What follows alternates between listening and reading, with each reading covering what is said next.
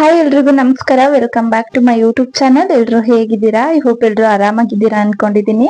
So ಇವತ್ತಿನ recipe ಬಂದ್ಬಿಟ್ಟು ಬೆಳಗಿನ ಬ್ರೇಕ್ಫಾಸ್ಟ್ ರೆಸಿಪಿ. ಇದು ಆಕ್ಚುಲಿ ತುಂಬಾ ಜನರಿಗೆ ಬೆಳಗಿನ ಬ್ರೇಕ್ಫಾಸ್ಟ್ ಏನ್ ಮಾಡೋದು ಅನ್ನೋದು ತುಂಬಾ ಜನರಿಗೆ ಒಂದು ದೊಡ್ಡ ತಲೆನೋವಾಗಿದೆ. ನನ್ಗೂ ಕೂಡ ಅಷ್ಟೇ. ಡೈಲಿ ಒಂದೊಂದು ವೆರೈಟಿ ಮಾಡ್ತಾನೆ ಇರ್ಬೇಕಲ್ವಾ. ಸೊ ಹಂಗಾಗಿ ಇವತ್ತು ಈ ಏನು ಕ್ಯಾಪ್ಸಿಕಮ್ ಮೊಟ್ಟೆ ಪಲ್ಯ ಏನಿದೆಯಲ್ಲ ತುಂಬಾನೇ ರುಚಿಯಾಗಿರತ್ತೆ. ಬಟ್ ಸ್ವಲ್ಪ ಡಿಫ್ರೆಂಟ್ ಆಗಿ ಹೇಗ್ ಮಾಡೋದು ಅಂತ ನಾನು ನಿಮ್ಗೆ ಹೇಳ್ಕೊಡ್ತೀನಿ.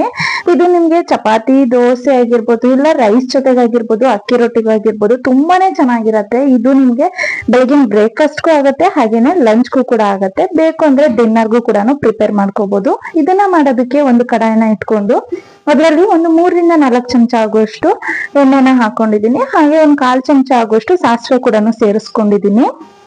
ಇವಾಗ ಒಂದು ದಪ್ಪ ಸೈಜ್ ಈರುಳ್ಳಿನ ಕಟ್ ಮಾಡಿ ನಾನು ತಗೊಂಡಿದ್ದೀನಿ. ನೀವೇನಾದ್ರೂ ಜಾಸ್ತಿ ಪ್ರಮಾಣದಲ್ಲಿ ಮಾಡ್ತಾ ಇದ್ರೆ ಜಾಸ್ತಿನ ತಗೊಳ್ಬಹುದು. ಹಾಗೆ ಯಾರಾದ್ರೂ ಹೊಸಬ್ರು ನಮ್ಮ ಚಾನೆಲ್ ನ ನೋಡ್ತಾ ಇದ್ದೀರಾ ಅಂದ್ರೆ ದಯವಿಟ್ಟು ಚಾನೆಲ್ ನ ಸಬ್ಸ್ಕ್ರೈಬ್ ಮಾಡ್ಕೊಳ್ಳಿ. ಇವಾಗ ಈರುಳ್ಳಿ ಹಾಕಿದ ನಂತರ ಇದನ್ನ ಚೆನ್ನಾಗಿ ನಾವು ಸ್ವಲ್ಪ ಹೊತ್ತು ಬಾಡಿಸ್ಕೊಳ್ಳೋಣ. ನಾನಿವತ್ತು ಫಾರ್ ಎ ಚೇಂಜ್ ಕ್ಯಾಪ್ಸಿಕಮ್ ಜೊತೆಗೆ ಸ್ವಲ್ಪ ಕ್ಯಾಬೇಜ್ ಕೂಡ ಹಾಕಿದ್ದೀನಿ. ಕ್ಯಾಪ್ಸಿಕಮ್ ಮತ್ತೆ ಮೊಟ್ಟೆನ ಹಾಕಿ ನಾವು ಪಲ್ಯನ ಮಾಡ್ತೀವಲ್ವ, ತುಂಬಾನೇ ಒಂದು ಒಳ್ಳೆ ಕಾಂಬಿನೇಷನ್ ಅಂತಾನೆ ಹೇಳ್ಬೋದು. ಸಿಕ್ಕಾಪಟ್ಟೆ ಚೆನ್ನಾಗಿರತ್ತೆ. ಬೇಕಾದ್ರೆ ಒಂದ್ಸಲ ನೀವು ಕೂಡ ಟ್ರೈ ಮಾಡಿ. ಇದಕ್ಕೆ ಒಂದ್ ಸ್ವಲ್ಪ ಕರ್ಬೇವಿನ ಸೊಪ್ಪು ಕೂಡ ಹಾಕೊಳ್ತಾ ಇದ್ದೀನಿ. ಕರ್ಬೇವಿನ ಸೊಪ್ಪು ಹಾಕಿದ ನಂತರ ನಾವು ಈ ರೀತಿಯಾಗಿ ಚೆನ್ನಾಗಿ ಇದನ್ನ ಬಾಡಿಸ್ಕೊಳ್ಬೇಕಾಗತ್ತೆ. ಚೆನ್ನಾಗಿ ಈರುಳ್ಳಿ ಎಲ್ಲ ಫ್ರೈ ಆಗ್ತಾ ಬರ್ಬೇಕು. ಅಂದ್ರೆ ತುಂಬಾ ಬ್ರೌನ್ ಆಗೋದೆಲ್ಲ ಏನು ಬೇಡ. ನಾರ್ಮಲ್ ಆಗಿ ನಾವು ಒಗ್ಗರಣೆಗೆ ಹಾಕ್ತವಾಗ ಈರುಳ್ಳಿ ಎಷ್ಟು ಫ್ರೈ ಆಗತ್ತಲ್ವಾ ಅಷ್ಟು ಫ್ರೈ ಆದ್ರೆ ಸಾಕು. ಸೊ ನಾನು ಮೊದಲೇ ಹೇಳ್ದಂಗೆ ಇವತ್ತು ನಾನು 2 ರೀತಿ ತಗೊಂಡಿದ್ದೀನಿ. ಕ್ಯಾಪ್ಸಿಕಮ್ ಮತ್ತೆ ಕ್ಯಾಬೇಜ್ ಎರಡನ್ನೂ ತಗೊಂಡು ಈ ರೀತಿ ಚಿಕ್ಕದಾಗಿ ಹೆಚ್ಚಿ ಇಟ್ಕೊಂಡಿದ್ದೀನಿ. ನೀವು ಕೂಡ ಅಷ್ಟೇ ಎಷ್ಟಾಗತ್ತೆ ಅಷ್ಟು ಚಿಕ್ಕದಾಗಿ ಹೆಚ್ಚಿ ಇಟ್ಕೊಳ್ಳಿ. ನಿಮ್ಗೆ ಏನಾದ್ರೂ ಕ್ಯಾಪ್ಸಿಕಮ್ ಜಾಸ್ತಿ ಬೇಕು ಅಂದ್ರೆ ಕ್ಯಾಪ್ಸಿಕಮ್ ನ ಜಾಸ್ತಿ ಮಾಡ್ಕೊಳ್ಳಿ, ಇಲ್ಲ ಕ್ಯಾಬೇಜ್ ಜಾಸ್ತಿ ಬೇಕು ಅಂದ್ರೆ ಕ್ಯಾಬೇಜ್ ಕೂಡ ನೀವು ಜಾಸ್ತಿ ಮಾಡ್ಕೊಳ್ಬಹುದು. ನಿಮ್ಗೆ ಯಾವ್ದು ಜಾಸ್ತಿ ಬೇಕು ಅನ್ಸುತ್ತೆ ಅದನ್ನ ನೀವು ಜಾಸ್ತಿ ಹಾಕೊಳ್ಳಿ. ನಾನಿಲ್ಲಿ ಒಂದ್ ಸ್ವಲ್ಪ ಕ್ಯಾಬೇಜ್ ಜಾಸ್ತಿ ಹಾಕೊಂಡಿದೀನಿ. ಇದು ಎರಡನ್ನೂ ಅಷ್ಟೇನೆ ನೀವು ಬೇಕಾದ್ರೆ ಈಕ್ವಲ್ ಪ್ರಮಾಣದಲ್ಲಿ ತಗೊಳ್ಬಹುದು. ಇಲ್ಲ ಅಂತ ಅಂದ್ರೆ ನೀವು ಕ್ಯಾಬೇಜ್ ಇಷ್ಟ ಪಡಲ್ಲ ಅನ್ನೋರಾದ್ರೆ ಬರೀ ಕ್ಯಾಪ್ಸಿಕಮ್ ಹಾಕಿನೂ ಮಾಡ್ಬೋದು.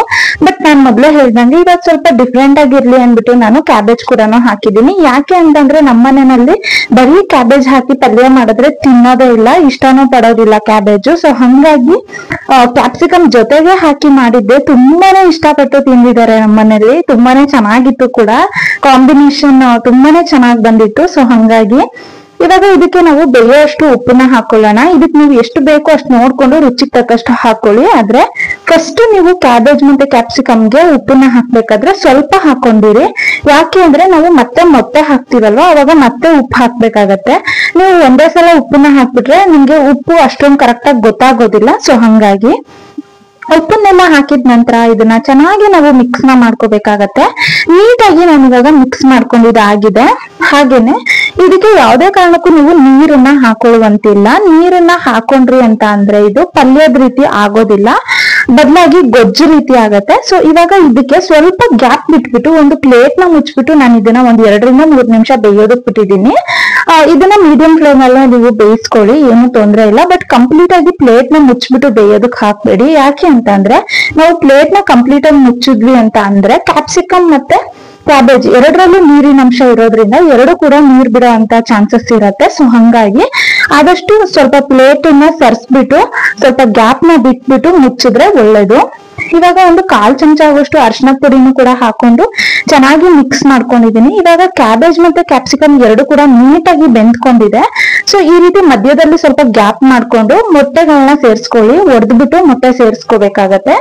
ಮೊಟ್ಟೆನ ಹೊಡಿಬೇಕಾದ್ರೆ ಹುಷಾರಾಗಿ ಹೊಡ್ಕೊಳ್ಳಿ. ಅಕಸ್ಮಾತ್ ಓಡೇನಾದ್ರೂ ಅದ್ರ ಒಳಗಡೆ ಬಿತ್ತು ಅಂತ ಅಂದ್ರೆ ಅದು ಡೈಜೆಷನ್ ಆಗೋದಿಲ್ಲ. ಸೊ ಹಂಗಾಗಿ ನೀವೇನಾದ್ರೂ ತಿಂದವಾಗ ಮೊಟ್ಟೆ ಹೊಟ್ಟೆ ಒಳಗಡೆ ಹೋಯ್ತು ಅಂತ ಅಂದ್ರೆ ನಿಮ್ಗೆ ಡೈಜೆಷನ್ ಆಗೋದಿಲ್ಲ ಮೊಟ್ಟೆ ಓಡು. ಸೊ ಹಂಗಾಗಿ ಹುಷಾರಾಗಿ ಸೇರಿಸ್ಕೊಳ್ಳಿ. ನಾನಿಲ್ಲಿ 3 ಮೊಟ್ಟೆನ ತಗೊಂಡಿದ್ದೀನಿ. ನೀವು ನಾನು ಮೊದ್ಲೇ ಹೇಳ್ದಂಗೆ ನಿಮ್ಗೆ ಏನಾದ್ರೂ ಪಲ್ಯದ್ದು ಕ್ವಾಂಟಿಟಿ ಜಾಸ್ತಿ ಬೇಕು, ತರಕಾರಿ ಕಡಿಮೆ ಇದೆ ಅಂತ ಅಂದ್ರೆ ಪರವಾಗಿಲ್ಲ. ಇವಾಗ ಒಂದು ಕ್ಯಾಪ್ಸಿಕಮ್ ಸ್ವಲ್ಪ ಕ್ಯಾಬೇಜ್ ಹಾಕೊಂಡಿದ್ದೀರಾ, ಸ್ವಲ್ಪ ಪಲ್ಯ ಆಗಿದೆ ಅಂತ ಅನ್ಕೊಂಡಿರ್ತೀರಾ. ಬಟ್ ನೀವು ಈ ಟೈಮ್ ಅಲ್ಲಿ ಮೊಟ್ಟೆನ ಜಾಸ್ತಿ ಹಾಕೊಂಡ್ರೆ ನಿಮ್ಗೆ ಪಲ್ಯ ಅನ್ನೋದು ಜಾಸ್ತಿ ಆಗತ್ತೆ. ನಾನಿಲ್ಲಿ 3 ಮೊಟ್ಟೆನ ಸೇರಿಸ್ಕೊಂಡು ಸ್ವಲ್ಪ ಉಪ್ಪನ್ನ ಉದುರಿಸ್ಕೊಂಡಿದ್ದೀನಿ. ಹಾಗೆ ಸ್ವಲ್ಪ ಅರಿಶಿನ ಪುಡಿ ಕೂಡ ಹಾಕೊಳ್ತಾ ಇದ್ದೀನಿ. ಅರ್ಶಿನ ಪುಡಿ ಹಾಕ್ಬೇಕಾದ್ರೆ ನೋಡ್ಕೊಂಡು ಹಾಕೊಳ್ಳಿ. ನಾವು ಫಸ್ಟ್ ಕೂಡ ಅರ್ಶಿನ ಹಾಕಿದೀವಿ, ಸೊ ಹಂಗಾಗಿ ಒಂದ್ ಸ್ವಲ್ಪ ಅರ್ಶಿನ ಹಾಕೊಳ್ಳಿ ಸಾಕಾಗತ್ತೆ. ಇಲ್ಲಿ ನಾನು 3 ಮೊಟ್ಟೆ ತಗೊಂಡಿದ್ದೀನಲ್ವಾ, ಈ ಜಾಗದಲ್ಲಿ ನೀವು 6 ಮೊಟ್ಟೆ ಇಲ್ಲ ಅಂತಂದ್ರೆ ಒಂದ್ 4-5 ಮೊಟ್ಟೆ ಈ ರೀತಿ ತಗೊಂಡ್ರೆ ಬೆಳಗ್ಗೆ ಬ್ರೇಕ್ಫಾಸ್ಟ್ಗೂ ಆಗುತ್ತೆ, ಮತ್ತೆ ಮಧ್ಯಾಹ್ನ ಲಂಚ್ಗೆ ನೀವೇನಾದ್ರೂ ಲಂಚ್ ಬಾಕ್ಸ್ ಹಾಕೊಡ್ತೀರಾ ಅಂತ ಅಂದ್ರೆ ಆರಾಮಾಗಿ ಹಾಕೊಡ್ಬೋದು.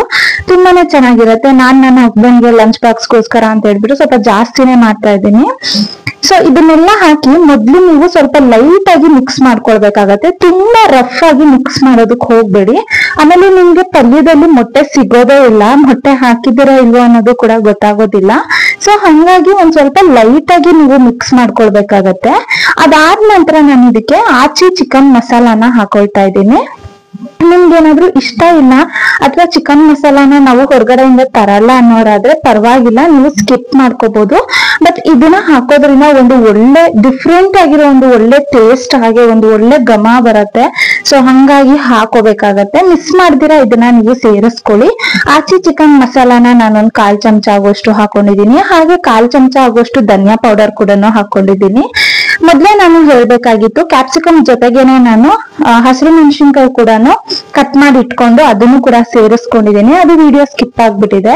ನೀವು ಇದಕ್ಕೆ ನಾವು ಖಾರದ ಪುಡಿನ ಹಾಕೋದಿಲ್ಲ, ಸೊ ಹಂಗಾಗಿ ಇದಕ್ಕೆ ಹಸಿರು ಮೆಣಸಿನ್ಕಾಯಿನ ಚಿಕ್ಕದಾಗಿ ಕಟ್ ಮಾಡಿ ಸೇರಿಸ್ಕೊಳ್ಳಿ. ನಾನು ವಿಡಿಯೋ ಸ್ಕಿಪ್ ಆಗಿರೋದ್ರಿಂದ ಹೇಳೋದ್ ಮರ್ತೋಗ್ಬಿಟ್ಟೆ. ಲಾಸ್ಟ್ ಅಲ್ಲಿ ಎಲ್ಲವನ್ನು ನೀಟಾಗಿ ಮಿಕ್ಸ್ ಮಾಡ್ಕೊಂಡಿದ್ದಾದ ನಂತರ ಲಾಸ್ಟ್ ಅಲ್ಲಿ ಒಂದ್ ಸ್ವಲ್ಪ ಕೊತ್ತಂಬರಿ ಸೊಪ್ಪನ್ನ ಉದುರಿಸ್ಕೊಂಡ್ರಿ ಅಂತ ಅಂದ್ರೆ ನಿಮ್ಗೆ ಕ್ಯಾಪ್ಸಿಕಮ್ ಎಗ್ ಪಲ್ಯ ಅನ್ನೋದು ರೆಡಿನೇ ಆಗೋಗತ್ತೆ. ತುಂಬಾನೇ ಚೆನ್ನಾಗಿರತ್ತೆ. ನನ್ಗಂತೂ ಇದು ಚಪಾತಿ ಜೊತೆಗೆ ಮತ್ತೆ ಅಕ್ಕಿ ರೊಟ್ಟಿ ಜೊತೆಗೆ ತುಂಬಾನೇ ಇಷ್ಟ ಆಗತ್ತೆ. ನೀವು ಕೂಡ ಮನೆಯಲ್ಲಿ ಟ್ರೈ ಮಾಡಿ. ಹಾಗೆ ಅಕ್ಕಿ ರೊಟ್ಟಿ ರೆಸಿಪಿ ಬೇಕು ಅಂದ್ರೆ ಅದು ಕೂಡ ನಮ್ಮ ಚಾನಲ್ ಅಲ್ಲಿ ಇದೆ, ಒಂದ್ಸಲ ಚೆಕ್ ಮಾಡ್ಕೊಳ್ಳಿ. ಸೊ ಈ ವಿಡಿಯೋ ಇಷ್ಟ ಆಯ್ತು ಅಂತ ಅಂದ್ರೆ ನಮ್ಮ ಚಾನಲ್ ನ ಸಬ್ಸ್ಕ್ರೈಬ್ ಮಾಡ್ಕೊಳ್ಳಿ. ಹಾಗೆ ಇನ್ನಷ್ಟು ಒಳ್ಳೆ ಲಂಚ್ ರೆಸಿಪಿ ಆಗಿರ್ಬೋದು, ಬ್ರೇಕ್ಫಾಸ್ಟ್ ರೆಸಿಪಿಗಳಾಗಿರ್ಬೋದು ಹೆಚ್ಚು ಶೇರ್ ಮಾಡ್ತಾ ಹೋಗ್ತೀನಿ. ದಯವಿಟ್ಟು ಚಾನಲ್ ನ ಸಬ್ಸ್ಕ್ರೈಬ್ ಮಾಡ್ಕೊಳ್ಳಿ. ಹಾಗೆ ಪಕ್ಕದಲ್ಲಿರುವಂತ ಬೆಲ್ ಐಕಾನ್ ಕೂಡ ಪ್ರೆಸ್ ಮಾಡಿ. ಇದರಿಂದ ನಾನ್ ಮಾಡುವಂತ ಎಲ್ಲಾ ರೆಸಿಪಿ ವಿಡಿಯೋಗಳು ಫಸ್ಟ್ ನೋಟಿಫಿಕೇಶನ್ ನಿಮ್ಗೆ ಬರುತ್ತೆ. ಹಂಗೇನೆ ವಿಡಿಯೋ ಏನಾದ್ರು ಇಷ್ಟ ಆಯ್ತು ಅಂತಂದ್ರೆ ಒಂದು ಲೈಕ್ ನ ಮಾಡಿ. ಅಕಸ್ಮಾತ್ ನಿಮ್ಗೆ ಯಾವ್ದಾದ್ರು ರೆಸಿಪಿ ಬೇಕು ಅಥವಾ ಏನಾದ್ರು ಡೌಟ್ ಇದೆ ಅಂತಂದ್ರೆ ನನ್ಗೆ ಕಾಮೆಂಟ್ ಬಾಕ್ಸ್ ಅಲ್ಲಿ ತಿಳಿಸಿ, ನಾನು ಅದಕ್ಕೆ ಆನ್ಸರ್ ನ ಮಾಡ್ತೀನಿ ಅಂತ ಹೇಳ್ತಾ ಈ ವಿಡಿಯೋನ ಇಲ್ಲಿಗೆ ಮುಗಿಸ್ತಾ ಇದ್ದೀನಿ. ನಾನ್ ಸಿಗ್ತೀನಿ ಮುಂದಿನ ವಿಡಿಯೋದಲ್ಲಿ. ಅಲ್ಲಿವರೆಗೂ ನಮ್ಮ ಚಾನಲ್ ನ ನೋಡ್ತಾ ಇರಿ. ತಪ್ಪದೆ ಈ ರೆಸಿಪಿನ ನೀವು ಕೂಡ ಮನೆಯಲ್ಲಿ ಟ್ರೈ ಮಾಡಿ. ತುಂಬಾನೇ ಚೆನ್ನಾಗಿರತ್ತೆ. ಮಕ್ಳು ಲಂಚ್ ಬಾಕ್ಸ್ ಮಾಡ್ಕೊಡಿ, ತುಂಬಾನೇ ಇಷ್ಟಪಟ್ಟು ತಿಂತಾರೆ. ನಮ್ಮ ಮನೆಯಲ್ಲೂ ಮಗು ಇರೋದ್ರಿಂದ ನಾನು ಹೇಳ್ತಾ ಇದ್ದೀನಿ, ಮಕ್ಕಳಿಗೆ ತುಂಬಾನೇ ಇಷ್ಟ ಆಗತ್ತೆ. ಮನೆಯಲ್ಲಿ ತಪ್ಪದೆ ನೀವು ಕೂಡ ಟ್ರೈ ಮಾಡಿ.